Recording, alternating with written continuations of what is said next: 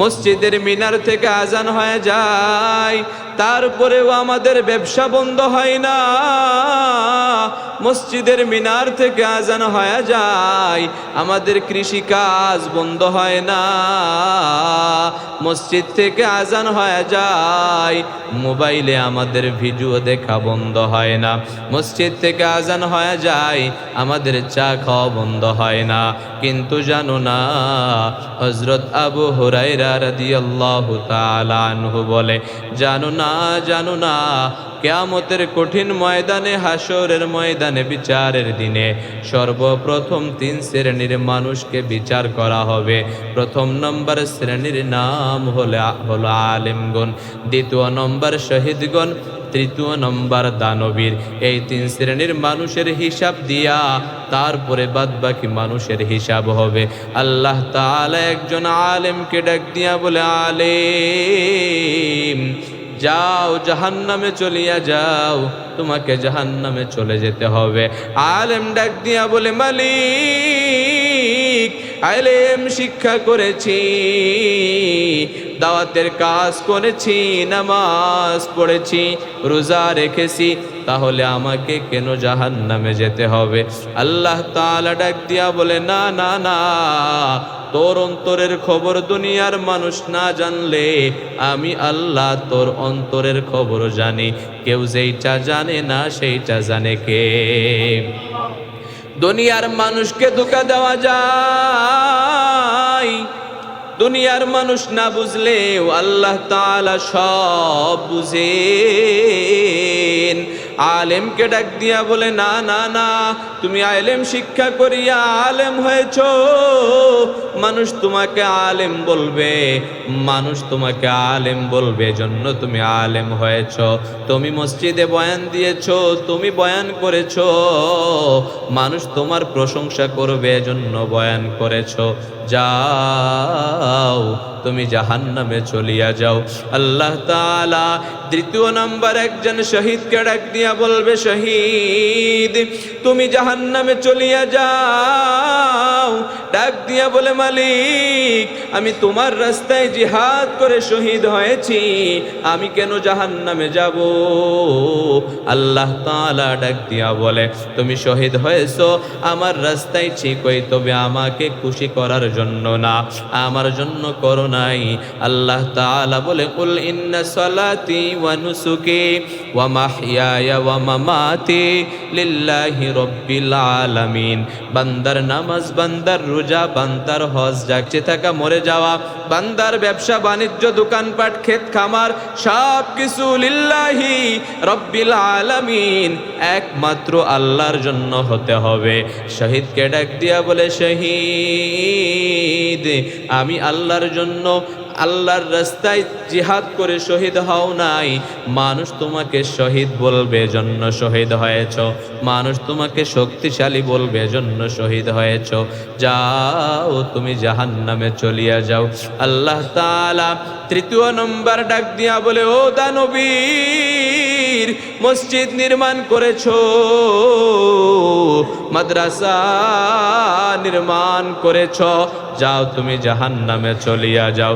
দানবীর ডাক দিয়া বলে, মালিক তোমার ঘর মসজিদে দান করেছি, নবীর ঘর মাদ্রাসায় দান করেছি, তাহলে কেন আমি জাহান্নামে চলে যাব? বলে, জানো না, দুনিয়ার মানুষ তোকে দানবীর বলবে, দুনিয়ার মানুষ তোর প্রশংসা করবে, দুনিয়ার মানুষ তোকে ধনী বলবে, দুনিয়ার মানুষ তোকে ভালো বলবে, দুনিয়ার মানুষ তোকে দানবীর বলবে, এজন্য তুই দান করেছো, যাও তুইও জাহান্নামে চলিয়া যাও। এই 3 শ্রেণীর মানুষ বাবা দান করিয়াও জাহান্নামে চলিয়া যাবে, জিহাদ করিয়াও শহীদ হইয়াও জাহান্নামে চলিয়া যাবে, ইলম অর্জন করিয়া আলেম হইয়া জাহান্নামে চলে যাবে। তাহলে আমাদের হালত কি হবে? আমাদের কি উপায় হবে? মানুষ ইস্তেগফার পাঠ করতে করতে, তওবা করতে করতে, তারপরেও ভুলের কারণে জাহান্নামে চলে যাবে, তাহলে আমাদের কি অবস্থা হবে? আল্লাহ তাআলা বলে, তোমরা যদি জান্নাতে যেতে চাও, জিন্দেগির গুনাহগুলো ক্ষমা করাইতে চাও, তাহলে সূরাত নূহের মধ্যে আমি তোমাদেরকে যে আমল দিলাম, যে শিক্ষা দিলাম, যে মেসেজ দিলাম, এটা যদি পরিপূর্ণভাবে ফলো করিয়া দুনিয়ার থেকে বিদায় হইতে পারো, তাহলে আল্লাহ তাআলা জিন্দেগির সব গুনাহগুলো মাফ করে দিবে। মুহাম্মাদুর রাসূলুল্লাহ সাল্লাল্লাহু আলাইহি ওয়াসাল্লামের উপরে পবিত্র কুরআনুল কারীমের সূরাত নূহ থেকে 3 টুকরা আয়াতে কারিমা তেলাওয়াত করেছি। আল্লাহ তাআলা আয়াতগুলিকে সামনে রেখে কিছু সংক্ষিপ্ত কথা আমলের নিয়তে ইখলাসের সাথে রুহানিয়াতের সমন্বয় সহি তরিকায় বলা আপনাদেরকে শ্রবণ করার তৌফিক আল্লাহ তাআলা দান করুক। সকলে পড়ি আমিন। আল্লাহ তাআলা আয়াতে কারিমার মধ্যে বলেন, ফাকুলতু আস্তাগফিরু রাব্বাকুম ইন্নাহু কানা গাফফারা। ফাকুলতু আস্তাগফিরু রাব্বাকুম ইন্নাহু কানা গাফফারা। ইস্তেগফার এমন একটি আমল, আল্লাহ তাআলা বলে কোনো মানুষ যদি ইস্তেগফার পড়ে আমি আল্লাহর কাছে দোয়া করে, তাহলে আমি তাকে 5টি পুরস্কার দিব। বলেন সুবহানাল্লাহ। আল্লাহ তাআলার মতো রহমান রহিম কেউ নাই। আল্লাহ তাআলা বলেন, ফাকুলতু আস্তাগফিরু রাব্বাকুম, তাদেরকে জানিয়ে দাও তারা যদি আমার কাছে হাত বাড়ায় আমি আল্লাহ তাআলা ফিরিয়ে দিতে জানি না। বলেন সুবহানাল্লাহ। কোনো ব্যক্তি যদি ইস্তেগফার পড়ে, তাহলে আল্লাহ তাআলা বলে আমি তাকে 5টি পুরস্কার দান করব। সুবহানাল্লাহ। 5টি পুরস্কারের ওয়াদা আল্লাহ তাআলা করেছেন। এজন্য উঠতে বসতে ইস্তেগফার, আস্তাগফিরুল্লাহ আস্তাগফিরুল্লাহ আল্লাযী লা ইলাহা ইল্লা হুয়াল হাইয়ুল কাইয়্যুম ওয়া আতুবু ইলাইহি, এগুলা পড়লে লস না লাভ হবে? লাভ হবে। এই আমলগুলো আমরা করব ইনশাআল্লাহ। আল্লাহ তাআলা আমাদেরকে তৌফিক দান করুক। সকলে পড়ি আমিন। আল্লাহ তাআলা সূরাত নূহে বলেন, ফাকুলতু আস্তাগফিরু রাব্বাকুম ইন্নাহু কানা গাফফারা ইউরসিলিস সামাআ আলাইকুম মিদরারা। বান্দা যদি ইস্তেগফার পাঠ করে আমার কাছে দোয়া করে, তাহলে সর্বপ্রথম পুরস্কার হলো ইন্নাহু কানা গাফফারা, বান্দার জীবনের সমস্ত গুনাহগুলো আমি আল্লাহ মাফ করে দিই। ইউরসিলিস সামাআ আলাইকুম মিদরারা, বান্দা যদি ইস্তেগফার তেলাওয়াত করিয়া মালিকের কাছে দোয়া করে, দ্বিতীয় নম্বর পুরস্কার হলো আসমান থেকে বান্দার জন্য রিজিকের ফয়সালা হয়ে যায়। বলেন না সুবহানাল্লাহ। ويمددكم بأموال وبنين ويجعل لكم جنات ويجعل لكم أنهارا। তৃতীয় নম্বর, আমি আল্লাহ বান্দাকে ধন সম্পদ দিয়া দিই। বলেন না সুবহানাল্লাহ। চতুর্থ নম্বর, আমি আল্লাহ সন্তানের ব্যবস্থা করে দিই যাদের সন্তান হয় না। পঞ্চম নম্বর, ওয়ায়াজআল লাকুম জান্নাতি ওয়ায়াজআল লাকুম আনহারা। বান্দা যদি বেশি বেশি বেশি করিয়া ইস্তেগফার পাঠ করে, তাহলে সর্বশেষ 5 নম্বর পুরস্কার হলো বান্দাকে আমি দুনিয়ার থেকে বিদায় হয়ে যাওয়ার পর সব থেকে বড় পাওয়া জান্নাতুল ফিরদাউস দিয়া দিই। কোন মানুষ যদি ইস্তেগফার পাঠ করতে পারে, তাহলে আল্লাহ তাআলা তাকে 5টি পুরস্কার দান করবেন। এই 5টি পুরস্কার যদি আমরা অর্জন করতে হয়, তাহলে আমাদেরকে বেশি বেশি করিয়া ইস্তেগফারের আমল করার দরকার আছে না নাই? নামাজে যখন আমরা দাঁড়িয়ে যাই, নামাজ শেষ হওয়ার পর আসসালামু আলাইকুম ওয়া রাহমাতুল্লাহ, আসসালামু আলাইকুম ওয়া রাহমাতুল্লাহ। আল্লাহু আকবার বলার পর তিনবার আমরা পড়ি আস্তাগফিরুল্লাহ,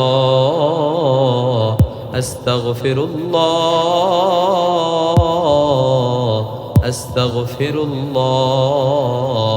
কেন আমরা এই তিনবার ইস্তেগফার পড়ি? যদি আমাদের বাসায় কোনো মেহমান আসে, মেহমানকে আমরা মেহমানদারি করানোর পর আমরা তো কখনোই বলতে পারি না যে ভালোই তো মেহমানদারি করাইলাম, এটা কি আমরা মেহমানকে বলতে পারি নাকি? বরং আমরা বলি ভাইজান সঠিকভাবে সময় মতো আপ্যায়ন করতে পারলাম না, ভালো কিছু আপ্যায়ন করতে পারলাম না। কথা বলেন ঠিক কি না? নামাজ শেষ করিয়া যখন আমরা আসসালামু আলাইকুম ওয়া রাহমাতুল্লাহ বলিয়া নামাজ শেষ করিয়া আল্লাহু আকবার বলিয়া তিনবার পড়ি আস্তাগফিরুল্লাহ, আস্তাগফিরুল্লাহ, আস্তাগফিরুল্লাহ। আমরা আল্লাহ তাআলাকে যদি বলি তোমার সঠিক মতো নামাজ আদায় করলাম না, না হবে না, আল্লাহ তাআলার কাছে আস্তাগফিরুল্লাহ বলিয়া বলতে হয়, আয় আল্লাহ তোমার বিধান যেমন, তোমার হুকুম যেমন, তোমার পদ্ধতি যেমন আমরা সঠিকভাবে নামাজ আদায় করতে পারি নাই, মেহেরবানি করে ভুল ত্রুটি ক্ষমা করিয়া তুমি আমাদের নামাজ কবুল করে নাও। কথা বলেন ঠিক কিনা?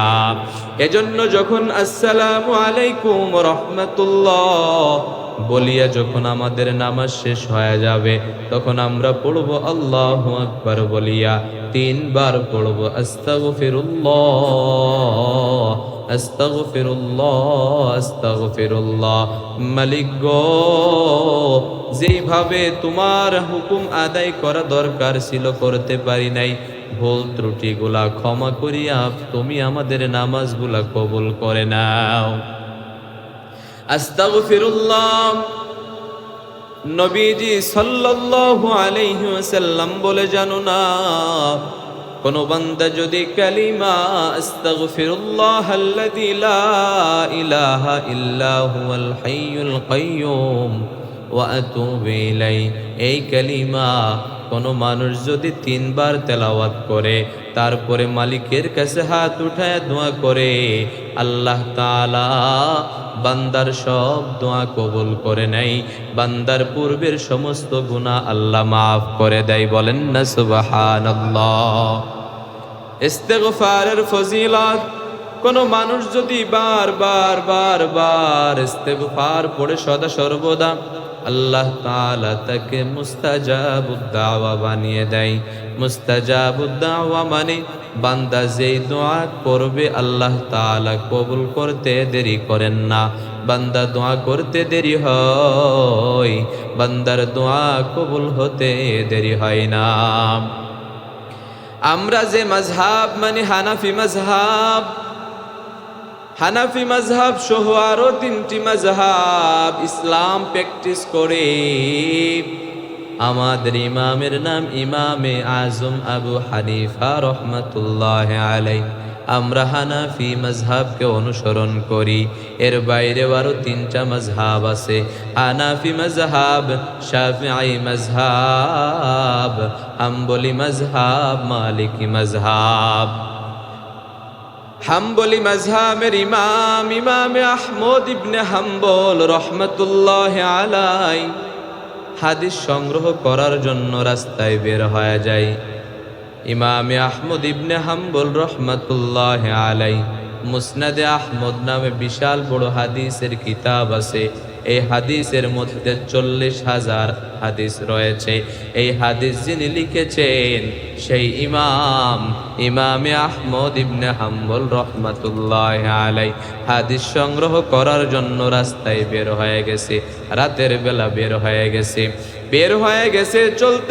চলতেছে এশার নামাজের সময় হয়ে গেছে। এশার নামাজ শেষ করিয়া চিন্তা করতেছে, শীতের মধ্যে প্রচন্ড ঠান্ডা, এখন তো আর বের হওয়া যাবে না।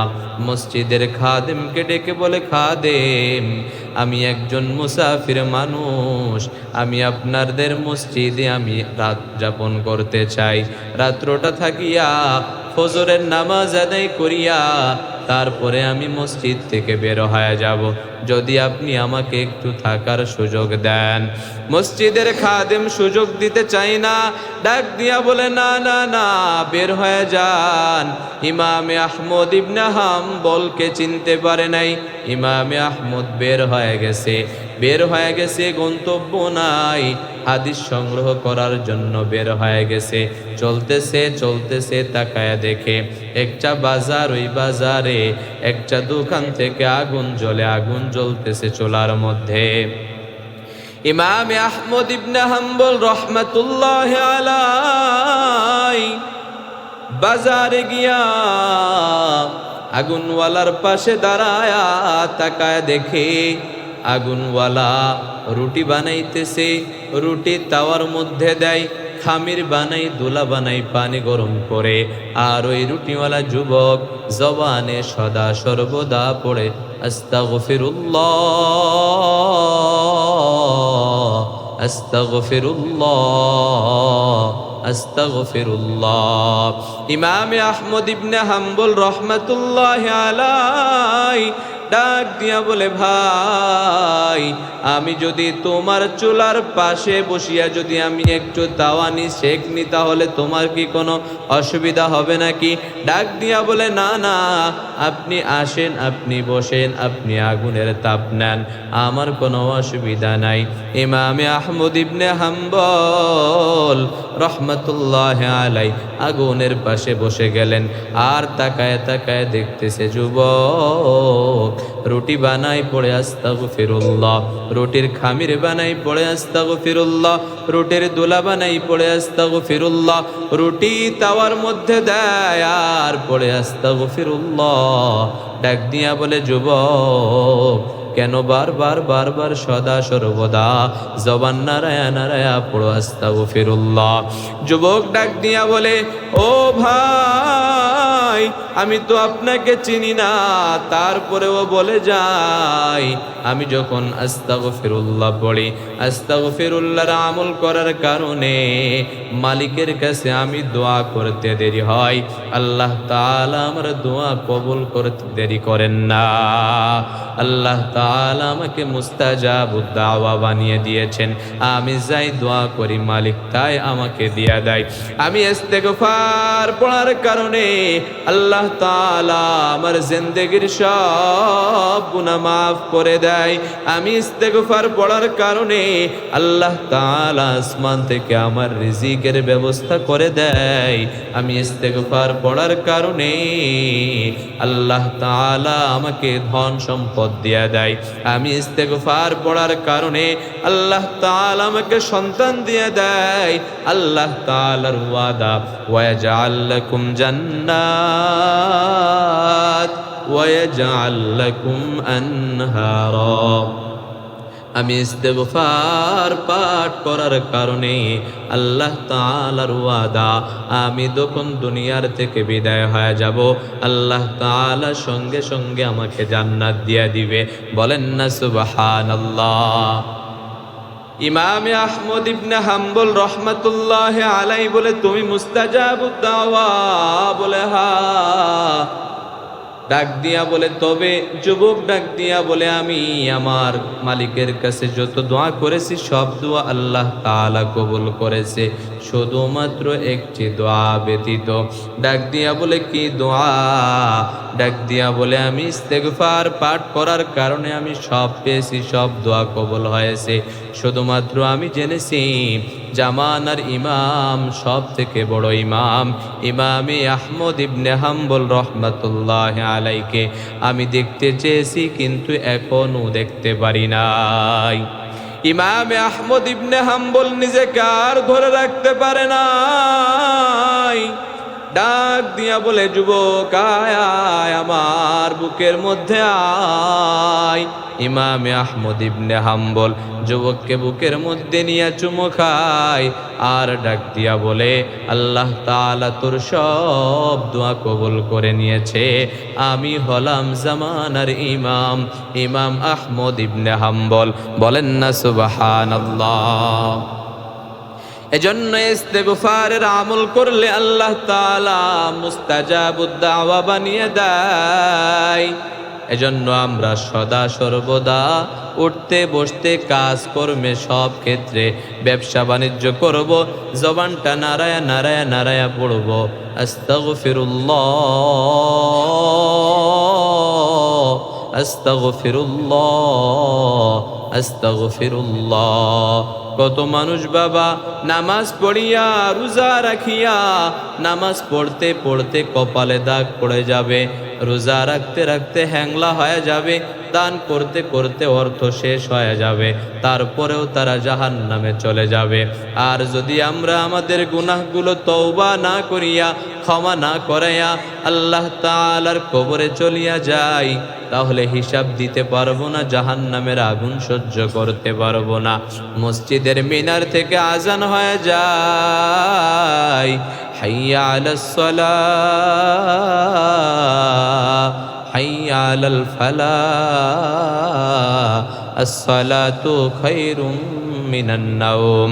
মসজিদের মিনার থেকে আজান হয়ে যায়, তারপরেও আমাদের ব্যবসা বন্ধ হয় না। মসজিদের মিনার থেকে আজান হয়ে যায়, আমাদের কৃষি কাজ বন্ধ হয় না।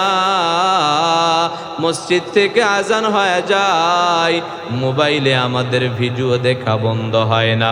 মসজিদ থেকে আজান হয়ে যায়, আমাদের চা খাওয়া বন্ধ হয় না। কিন্তু জানো না, হযরত আবু হুরায়রা রাদিয়াল্লাহু তাআলা আনহু বলে, জানো না জানো না, কিয়ামতের কঠিন ময়দানে, হাসরের ময়দানে, বিচারের দিনে সর্বপ্রথম 3 শ্রেণীর মানুষকে বিচার করা হবে। প্রথম নম্বর শ্রেণীর নাম হলো আলেমগণ, দ্বিতীয় নম্বর শহীদগণ, তৃতীয় নম্বর দানবীর। এই 3 শ্রেণীর মানুষের হিসাব দিয়া তারপরে বাদবাকি মানুষের হিসাব হবে।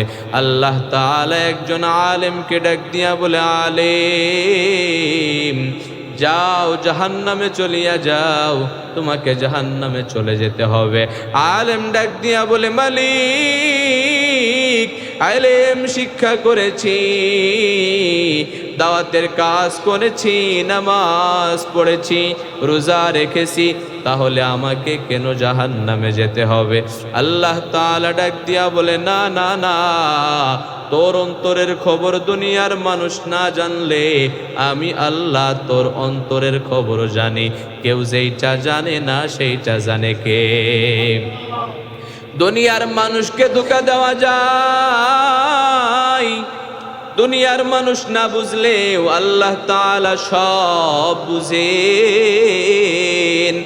আলেমকে ডাক দিয়া বলে, না না না, তুমি ইলম শিক্ষা করিয়া আলেম হয়েছো, মানুষ তোমাকে আলেম বলবে, মানুষ তোমাকে আলেম বলবে, জন্য তুমি আলেম হয়েছো।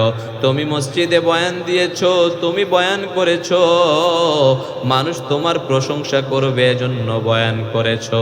যাও, তুমি জাহান্নামে চলিয়া যাও। আল্লাহ তাআলা দ্বিতীয় নম্বর একজন শহীদকে ডাক দিয়া বলবে, শহীদ তুমি জাহান্নামে চলিয়া যাও। ডাক দিয়া বলে, মালিক আমি তোমার রাস্তায় জিহাদ করে শহীদ হয়েছি, আমি কেন জাহান্নামে যাব? আল্লাহ তাআলা ডাক দিয়া বলে, তুমি শহীদ হয়েছো আমার রাস্তায় ঠিকই, তবে আমাকে খুশি করার জন্য না, আমার জন্য করো নাই। আল্লাহ তাআলা বলে, কুল ইন্না সালাতি ওয়া নুসুকি ওয়া মাহইয়ায়া ওয়া মামাতি লিল্লাহি রাব্বিল আলামিন। বান্দার নামাজ, বান্দার রোজা, বান্দার হজ, যাচ্ছে থাকা মরে যাওয়া, বান্দার ব্যবসা বাণিজ্য, দোকানপাট, ক্ষেত খামার, সব কিছু লিল্লাহি রাব্বিল আলামিন, একমাত্র আল্লাহর জন্য হতে হবে। শহীদকে ডাক দিয়া বলে, শহীদ আমি আল্লাহর জন্য আল্লাহর রাস্তায় জিহাদ করে শহীদ হও নাই, মানুষ তোমাকে শহীদ বলবে এজন্য শহীদ হয়েছ, মানুষ তোমাকে শক্তিশালী বলবে এজন্য শহীদ হয়েছ। যাও তুমি জাহান্নামে চলিয়া যাও। আল্লাহ তাআলা তৃতীয় নম্বর ডাক দিয়া বলে, ও দানবীর, মসজিদ নির্মাণ করেছো, মাদ্রাসা নির্মাণ করেছ, যাও তুমি জাহান্নামে চলিয়া যাও। দানবীর ডাক দিয়া বলে, মালিক, তোমার ঘর মসজিদে দান করেছি, নবীর ঘর মাদ্রাসায় দান করেছি, তাহলে কেন আমি জাহান্নামে চলে যাব? বলে, জানো না, দুনিয়ার মানুষ তোকে দানবীর বলবে, দুনিয়ার মানুষ তোর প্রশংসা করবে, দুনিয়ার মানুষ তোকে ধনী বলবে, দুনিয়ার মানুষ তোকে ভালো বলবে, দুনিয়ার মানুষ তোকে দানবীর বলবে, এজন্য তুই দান করেছ, যাও তুইও জাহান্নামে চলিয়া যাও। এই তিন শ্রেণীর মানুষ বাবা দান করিয়াও জাহান্নামে চলিয়া যাবে, জিহাদ করিয়াও শহীদ হইয়াও জাহান্নামে চলিয়া যাবে, ইলম অর্জন করিয়া আলেম হইয়া জাহান্নামে চলে যাবে। তাহলে আমাদের হালত কি হবে? আমাদের কি উপায় হবে? মানুষ ইস্তেগফার পাঠ করতে করতে, তওবা করতে করতে, তারপরেও ভুলের কারণে জাহান্নামে চলে যাবে, তাহলে আমাদের কি অবস্থা হবে? আল্লাহ তাআলা বলে, তোমরা যদি জান্নাতে যেতে চাও, জিন্দেগির গুনাহগুলো ক্ষমা করাইতে চাও, তাহলে সূরাত নূহের মধ্যে আমি তোমাদেরকে যে আমল দিলাম, যে শিক্ষা দিলাম, যে মেসেজ দিলাম, এটা যদি পরিপূর্ণভাবে ফলো করিয়া দুনিয়ার থেকে বিদায় হইতে পারো, তাহলে আল্লাহ তাআলা জিন্দেগির সব গুনাহগুলো মাফ করে দিবে।